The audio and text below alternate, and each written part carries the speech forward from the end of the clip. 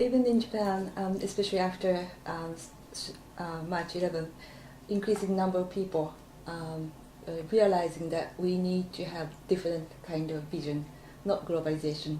So many people are going back to the country yard to have their own field, and so if somebody or some groups of people in local area or even in Tokyo deciding that they would go for localization, so you have been seeing and encouraging many activities for localization. So what are the roadmaps or the menus for these people, the startup localization? Yeah, well, I really want to urge particularly a two-pronged path, and one of them has to do with taking steps in your own life right now to reconnect to community and to nature.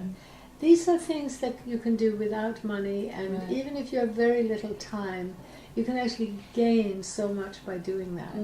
So, recently I've met people, who are quite depressed, and we have found that one of the key recipes against that is connecting to other people and connecting to nature. And if you do that as a group effort, you can actually reverse so many of these problems very quickly. And so, for instance, I recommend, say, for a housewife who's alone with a child, to try to find maybe 4 or 5 other women to share things. And that can also liberate them up to maybe do another business on the side or to do an activism together. So this kind of step we can take right away, and that one path towards localizing that can be so strengthened by forming a group can then also lead to really being part of what is already a localization movement, where food is becoming the center. And there are millions of projects now whether it's involving school children to grow some food, whether it's farmers markets, whether it's community supported agriculture. These are a vital, central part of the new world, of the new economy, and you can contribute to that right now. Even if sometimes the food may be a bit more expensive, you can do some volunteering and then you will get some food for free, or there are many, many ways to be part of that. As this movement has grown, there is also local financing that's taking all kinds of shapes, including the shift towards a local stock market that my friend Michael Schumann is working on. We're trying to shift the money away from Wall Street to Main Street. There is local business alliances, like another friend, Judy Wicks, is creating, where local businesses link together, and very much part of educating the consumer, and very much happening with the help of groups of consumers. So these movements are happening and they're growing and they are so inspiring. So start taking steps to inform yourself and to join them. But also the other path, which I see as equally important, is to link that knowledge and awareness to spreading information as activism. Right. So this path of information as activism is something that maybe you would only do 1 hour a week, ideally as a group again, as a group. You might send out emails, but not just once. You try to keep up this flow of information. You try to get people to promise to send on themselves. You try to encourage film showings. There's a plethora of really good films. You try to, maybe if you're a songwriter, you write songs about these issues.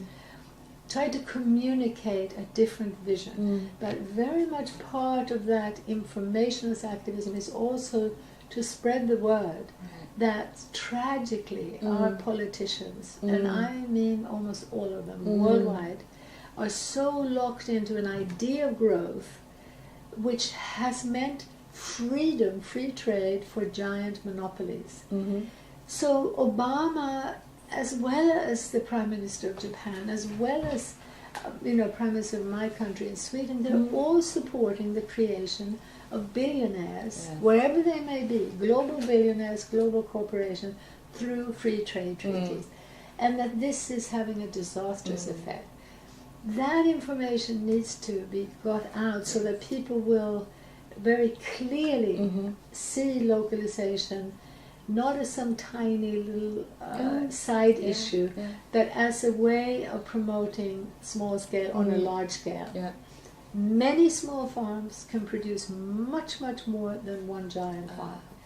If you have 2 hectares and you produce diversity on it, you can produce vastly more than you could on a much bigger farm with monoculture.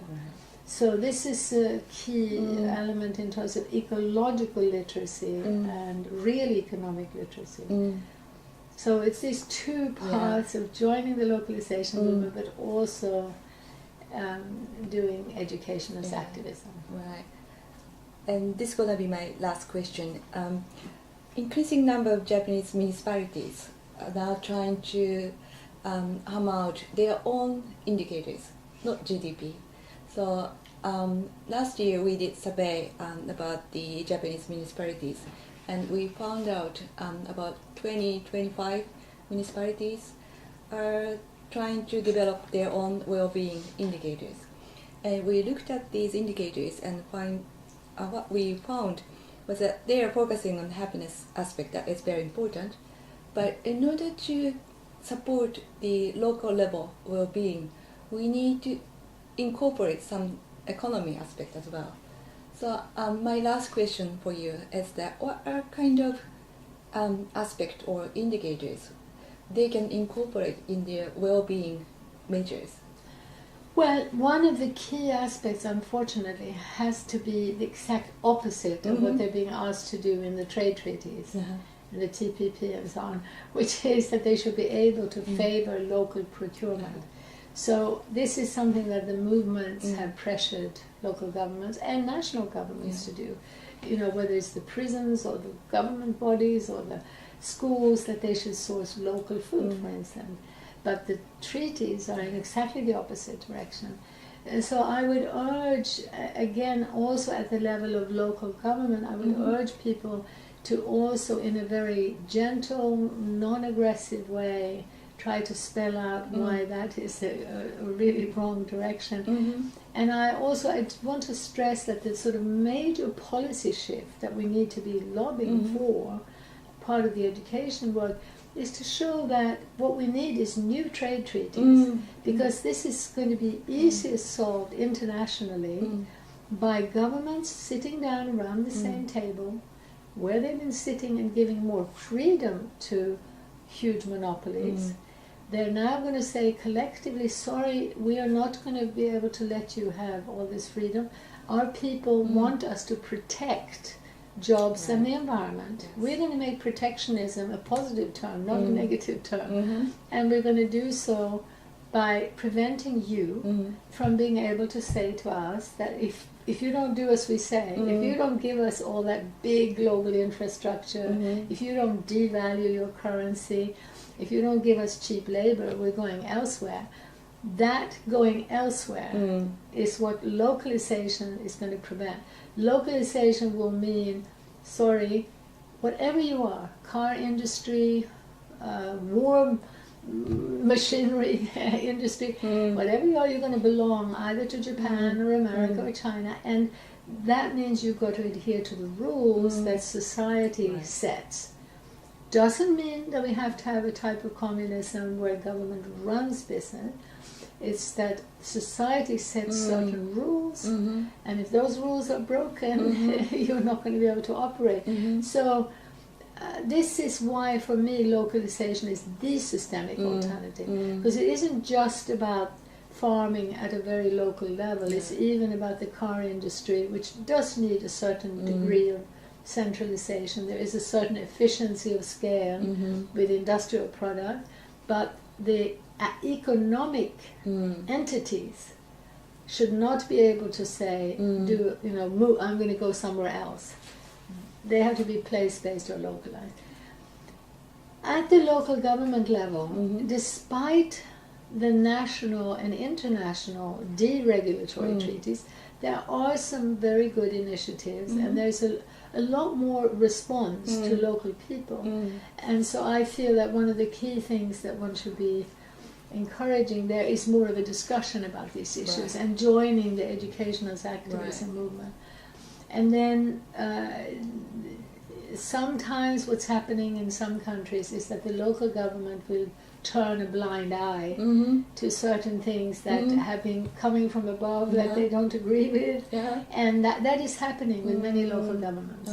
And they're even allowing, for instance, people to sell certain foods which the food and safety people have said, you know, you can't do, which are actually coming from big business, not to do with public health.